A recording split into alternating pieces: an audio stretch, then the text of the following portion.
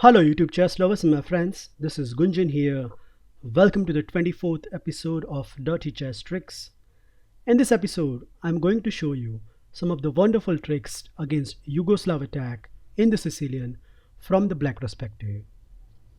Now, whether you have started playing Sicilian or you are playing regularly, you are likely to face this attack more frequently.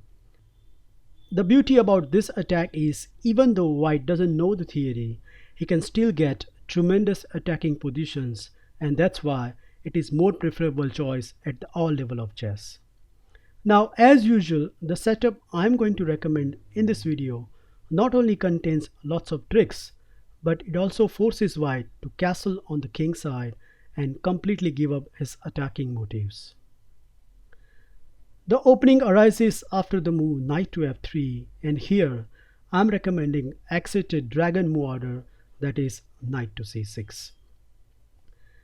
Main line continues with the move d4, c captures d4, knight captures d4, and black plays g6. In this position, if white wishes, then he can play the move c4 and enter into the Morocco bind structure, but we are looking at Yugoslav attack proper, which continue with the move knight to c3. Okay, bishop to g7 attacking the knight, bishop to e3 defending the knight, and now the move knight to f6. Now, those of you who doesn't know what exactly the Yugoslav attack is, here I have highlighted by the arrows simple and very devastating Yugoslav attack plan. So what generally white wants to do is he wants to play the move f3 combining with the move bishop to c4 and then queen to d2, castle on the queen side, and then launch a furious attack on the black king side with the move h4 and g4. And this is very reliable and easy to play weapon for the white. Okay, here white has to continue with the move bishop to c4 in order to safeguard the d5 square. Now, instead of bishop to c4, if your opponent continue with other moves such as, let's say, f3, and after the move castle, he played queen to d2, then black has this amazing resource, d5, which not only break up the center, but give a pleasant position to the black. Now, just to illustrate my point, I like to show you one of the sample line. Let's say white castle on the queen side, then black can easily able to exchange few pieces, knight captures, bishop captures, pawn captures, knight captures, knight captures, pawn captures, bishop captures, queen captures, and now queen to c7, and white is left with this horrible weakness on the e4 square. So that's why at this junction bishop to c4 is a very important move. Well, after that, the main move is castle on the king side, but I'm not going to recommend that move. Instead of that, I'm proposing a very tricky move over here, that is queen to a5, which contains so many tricks if white continue with his Yugoslav attack style. I like to point out over here that the only good move here for the white is to castle on the king side, which of course Yugoslav attack player doesn't like it, because then black has his usual trump with the half open c file. So the main question arises, what's wrong with other moves?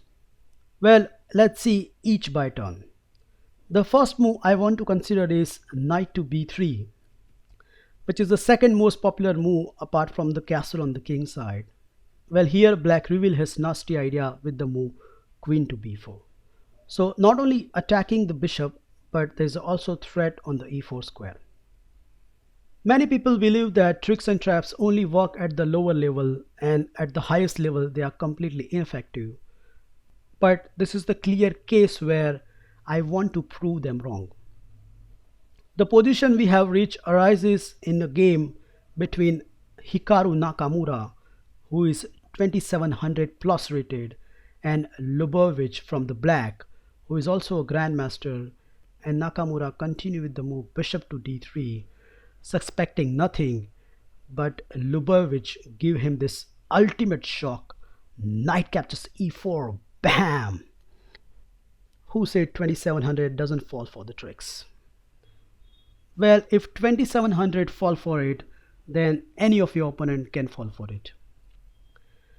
After the base continuation, that is bishop captures e4, bishop captures c3 check, and after pawn captures and queen captures e4, just in the 11 moves, black is a clear pawn up, and look at white queen side, it is completely shattered.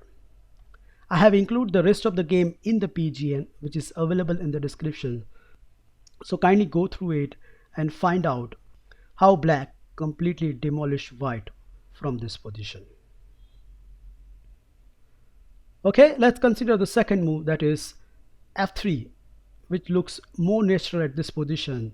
But again here black has this wonderful move queen to b4 attacking the bishop, and after the move bishop to b3, black has this dazzling sack knight captures e4. So in most of these lines black will become a clear pawn up, and all the tactical aspects are safe for the black. So for example, if white take this knight, then the simplest is you regain your piece after bishop captures, and after bishop captures and queen captures, black is a clear pawn up. And instead of that, the tricky line goes, what happens if your opponent capture the c6 knight? So attacking the queen, attacking the knight. Pause the video and find out how black should continue. Well, I hope you find this sequence, that is bishop captures c3, check to the king, pawn captures, and after queen captures c3, it is very obvious that white has to move the king, as bishop to d2 will run into the knight captures d2. If king to f1 at this position, then the simplest is you take this bishop, and after pawn captures and pawn captures, black emerge with a 2-pawn advantage. And instead of that, if white king try to run away to the e2 square, then you simply take this knight, and now white can't even take that knight. The simple reason is, after that we have this lovely blow, bishop to g4, boom, the queen is a goner. Well, white has this one trick up the sleeve, that is bishop to d4, which at first sight looks very threatening because it's attacking two spots. But as happens in the most of the scenario, tactics favors the brave, and here black has this amazing saving resource, e5, and black consolidate his extra material. The cute point behind it, after bishop captures queen, we have knight captures c3, and black regain his queen with extra pawn. Okay, let's consider the third reply, that is queen to d2. Well, after that, no prize for guessing black's next reply. It's very obvious. Yup, knight captures e4, with once again the similar motives. If white capture this knight, then the simplest is you take this queen, and no matter however black recapture, let's say bishop captures, and now you regain your piece with a clear pawn advantage. So that's not good for the white. And instead of knight captures e4, if your opponent plays knight captures c6, then pause the video and find out black's next reply.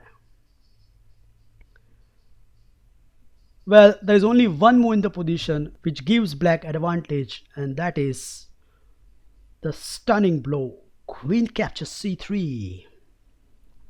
So black regain his piece, and as per the best reply, that is queen captures, bishop captures check, and after pawn captures and pawn captures knight, once again black emerge with an extra pawn, and white has some shattered pawns on the queen side. Last but not least, what happens if your opponent plays queen to d3? Well, this is simplest of all. You can simply play knight to e5 attacking two spots, and after queen to e2 we can simply take this pawn and remain a clear pawn up. So considering all this, it is very obvious that at this point white has to castle on the king side, and in that case he has to give up his Yugoslav setup and play a different ball game, which he may or may not be comfortable. I hope you enjoy and learn this wonderful tricky setup against the Yugoslav attack. Thank you for watching this video. Feel free to like, subscribe and comment on this video, and I'll meet you in my next episode very soon. Bye and take care. That black doesn't actually have to get the position he got after move 25, and there are ways to improve along the way. And some of those, that's interesting. Sorry, I was kind of He's cut. not sleeping. No, he's obviously not sleeping, but Well, a bit strange. no, I mean it's okay, but Now at this position, white has this wonderful move, rook to e1, which create such a nasty trick that no matter if black replies, for example, the most frequent replies over here are bishop to e7 or bishop to d7, but they all leads disaster to the black. Unbelievable, right? But it's true.